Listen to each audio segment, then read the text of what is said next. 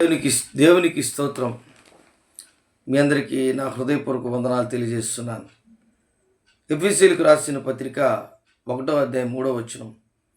మన ప్రభువైన యేసు క్రీస్తు యొక్క తండ్రియగు దేవుడు స్తుతింపబడును గాక. ఆయన క్రీస్తునందు పరలోక విషయములలో ఆత్మ సంబంధమైన ప్రతి ఆశీర్వాదమును మనకు అనుగ్రహించను.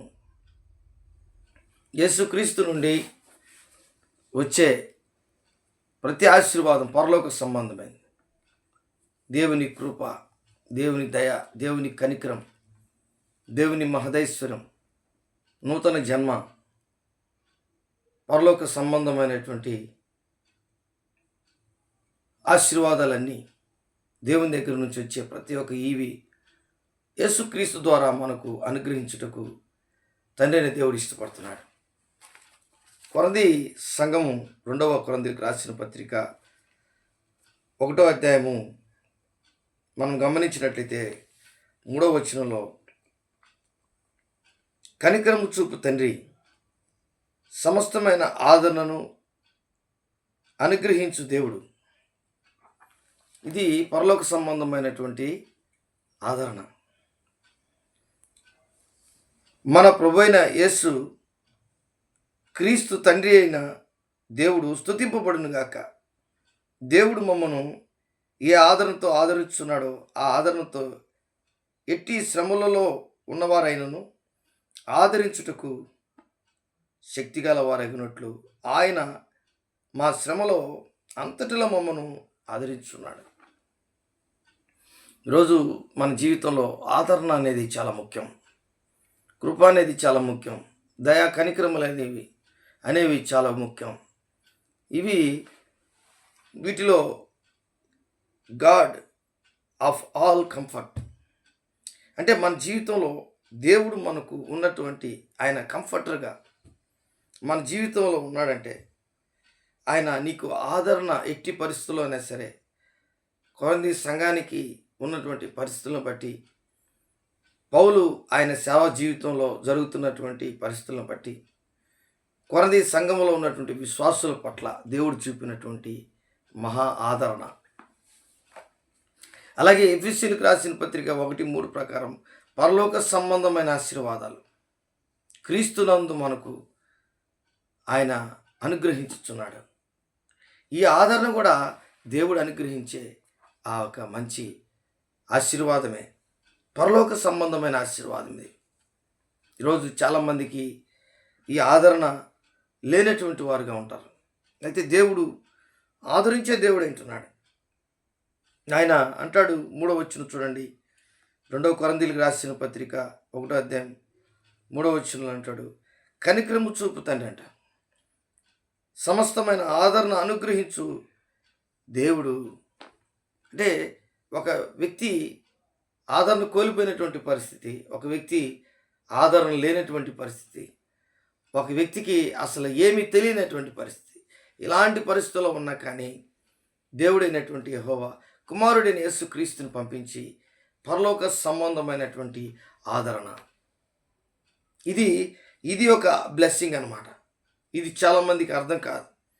పేతురు రాసిన మొదటి పత్రికలో కూడా 1వ అధ్యాయం మనం గమనించినట్లయితే, పేతురు రాసిన పత్రిక 1వ అధ్యాయము 3-4 వచనాలు చూస్తే, మన ప్రభువు యేసు క్రీస్తు తండ్రి అయిన దేవుడు స్తుతింపబడును గాక. మృతుల్లో నుండి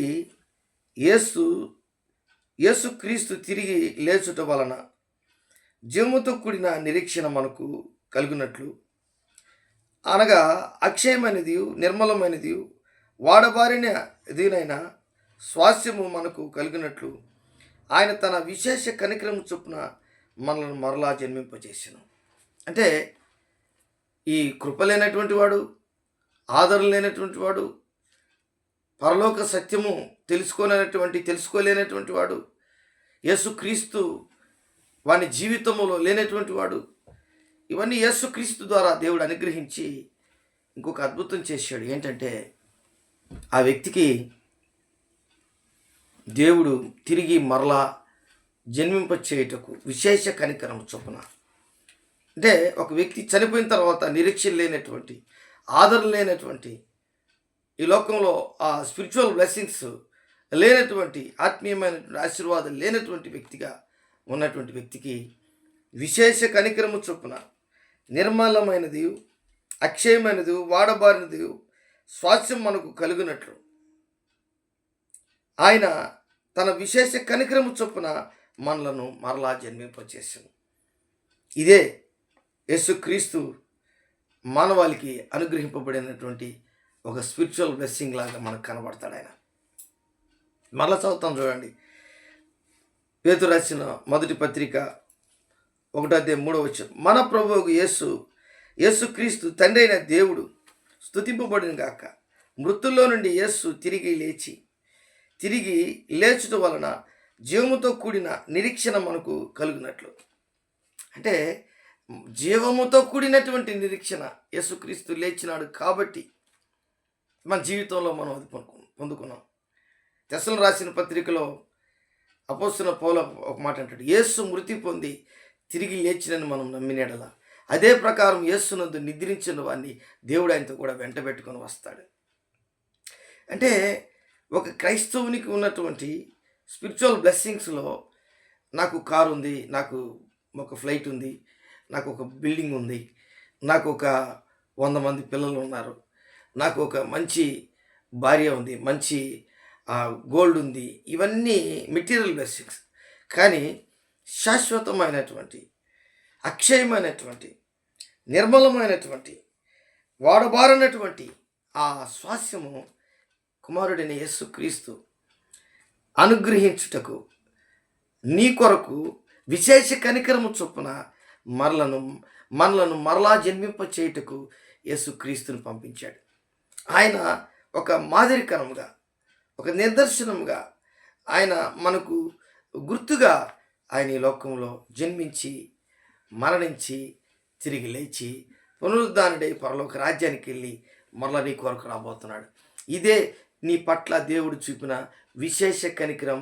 ఇదే దేవుడు నీ పట్ల చూపిన ఆత్మీయమైన ఆశీర్వాదాలన్నీ.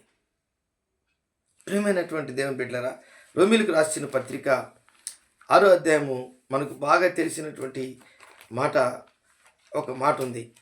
ఆ మాటలో యేసుక్రీస్తుని అనుగ్రహించిన దేవుడు అంటే 32వ వచనం 31వ వచనం నుంచి చదివితే, ఆ రోమీయులకు రాసిన పత్రిక 8వ అధ్యాయము 31, 32వ వచనం చదివితే, ఇట్లుండగా ఏమందము, దేవుడు మన పక్షమునుండగా మనకు విరోధి ఎవడు? ఇది ప్రశ్న. ఇది అంటే దేవుడు నీ పక్షం ఉన్నాడు, దేవుడు నీకు ఫేవర్ అయిపోన్నాడు. నీకేమైపోయిందంటే ఒక ఆధ్యాత్మికమైనటువంటి నీ జీవితంలో ఆయన సొత్తుగా నువ్వు మారిపోయినావు. దేవుడు నీకు తండ్రి అయిన దేవుడు కుమారుడైన యేసుక్రీస్తుని నీ కొరకు ఈ లోకానికి అనుగ్రహించాడు. ఆయన దేవుడు మన పక్షమునుండగా మనకు విరోధి ఎవడు లేడు. బట్ ఎవరిని చెప్పుకోవాల్సిందే నీకు విరోధని, కానీ నీకు విరోధి ఎవడు లేడు. తన సొంత కుమారుని అనుగ్రహించుటకు వెనుతీయక మన అందరి కొరకు ఆయనను అప్పగించిన వాడు ఆయనతో పాటు సమస్తమును మనకు ఎందుకు అనుగ్రహించడు? ఇది కూడా ప్రశ్నే. అంటే 2 ప్రశ్నలు ఈ 31వ వచనం 32వ వచనంలో. మనకు విరోధైన వాడు ఎవడు లేడు ఒకటి.